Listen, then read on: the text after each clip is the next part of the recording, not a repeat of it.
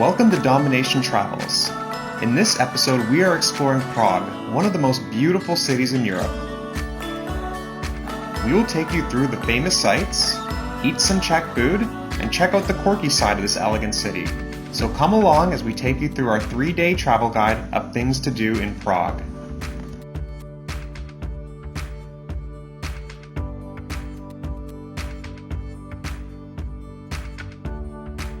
Prague has one of the most beautiful old towns in Europe, and it feels like stepping back in time when you arrive. Prague was spared the destruction from the world wars that fell on many other cities in Europe. Much of the original Gothic, Romanesque, and Baroque architecture was able to survive. To start our trip, we wanted to take some time to soak in this history and wander the winding cobblestone streets.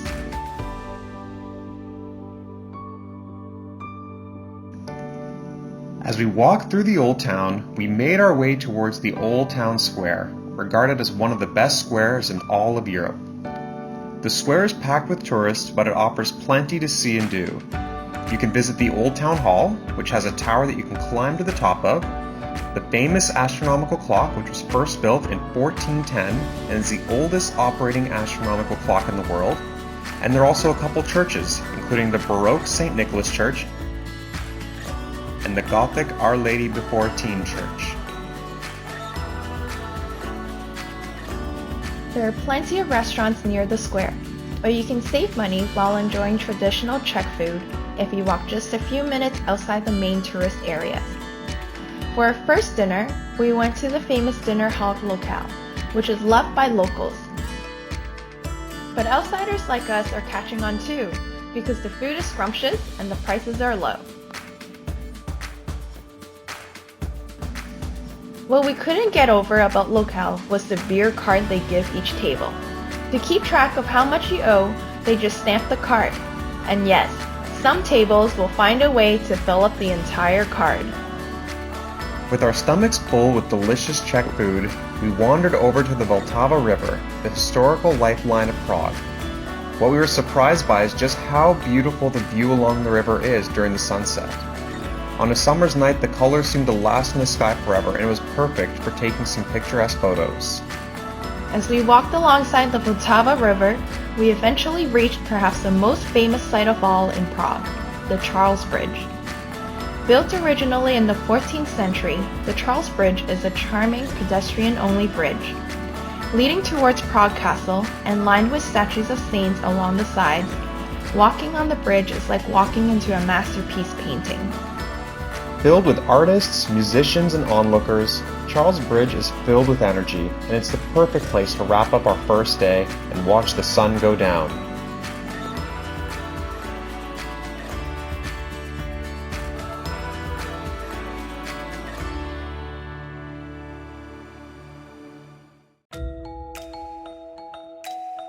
For our second day in Prague, we decided that instead of starting the day off with tourist sites, we would explore a couple of the quirkier activities of Prague.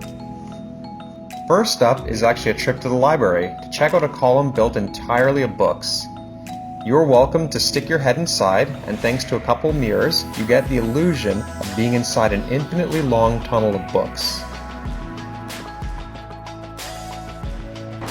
So that was the first fun thing in the Prague Library behind me, and for number 2, it's actually just right around the corner at the City Hall, where we'll find a really cool funky elevator.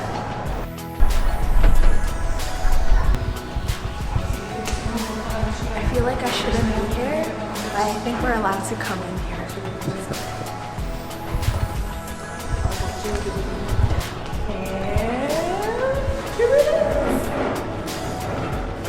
The elevators run on a continuous track that loop at the top and bottom, and it is so much fun to hop on and off them at different floors. Just make sure to be courteous to the people who use the elevators for work while checking them out.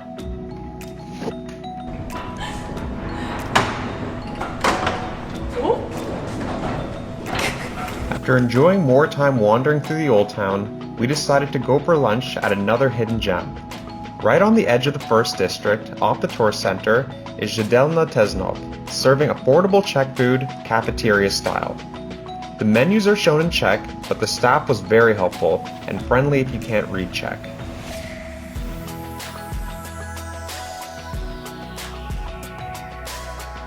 So we got to a cafeteria-style restaurant. It's self-serve.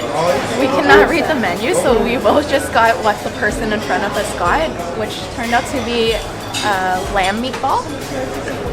So it came with potato and there's some onions on it. We both got salad and a drink, and this comes down to $7 Canadian per meal. After lunch, we went to the Kotva department store, though we weren't here for shopping, but for the incredible view from the rooftop patio.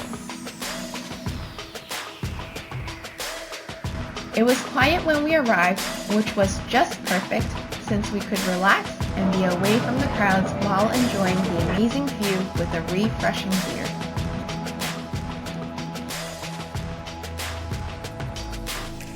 So Prague actually has a second famous town square, Wenceslas Square, named after the former Duke of Bohemia and the patron saint of Czechia.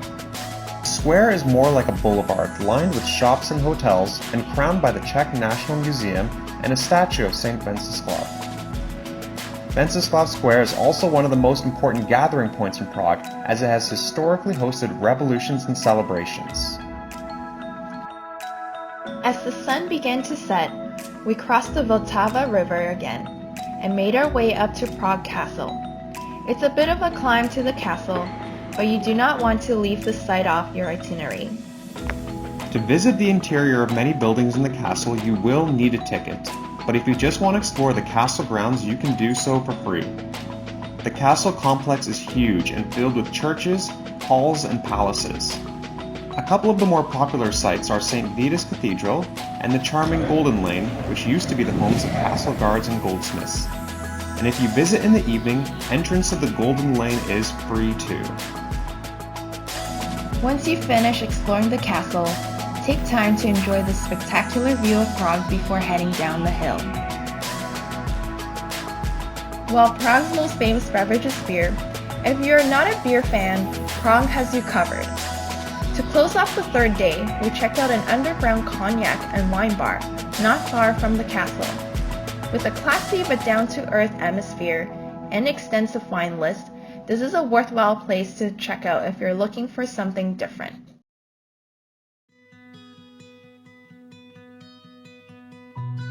Prague can be very busy during the afternoon and evening times, so on our third day we decided to wake up really early to explore the Old Town Square and the Charles Bridge without the crowds and work on some photography.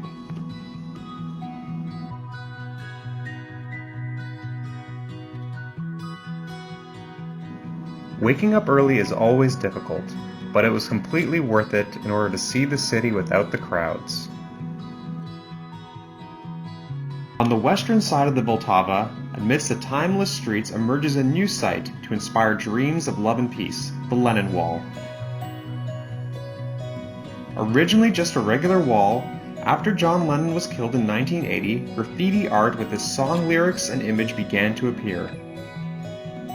Over the years, new layers of art were added to the wall, and the Lennon Wall has since become as much a part of Prague as the rest of the city.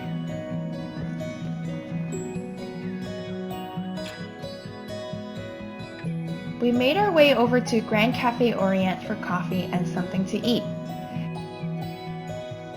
The Grand Cafe Orient is said to be the only cafe in the world with a cubist decorated interior, making it a unique place and a perfect spot to spend the morning.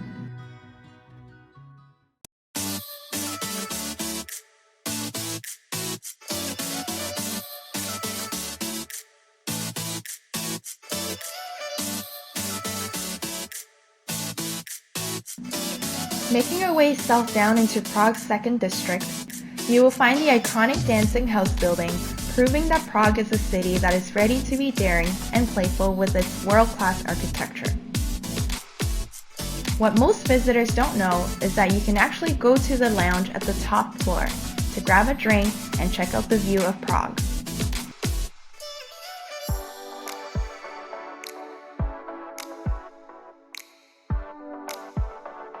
Further south, You can also visit Vyšehrad, Prague's second castle, which was built in the 10th century. You can enter the grounds for free, and there are plenty of buildings and green space to enjoy. But the most impressive part of Vyšehrad are the massive ramparts which you can stroll alongside of and on top of.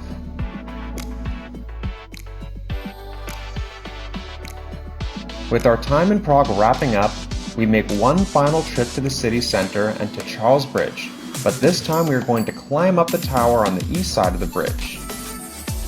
Prague is elegant from every angle that you view it, and this is also true from the top of the bridge tower. Glancing back into the Old Town and across the bridge, it is the perfect way to end our amazing 3 days in Prague.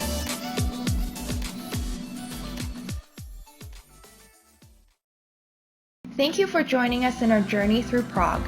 We really hope this guide was helpful. Please support us by hitting the like button and subscribe to our channel. You can also follow us on Instagram at Domination Travels, and if you are looking for other cities to visit, you can check out our Vienna or Budapest travel guides. Until next time, Ahoy!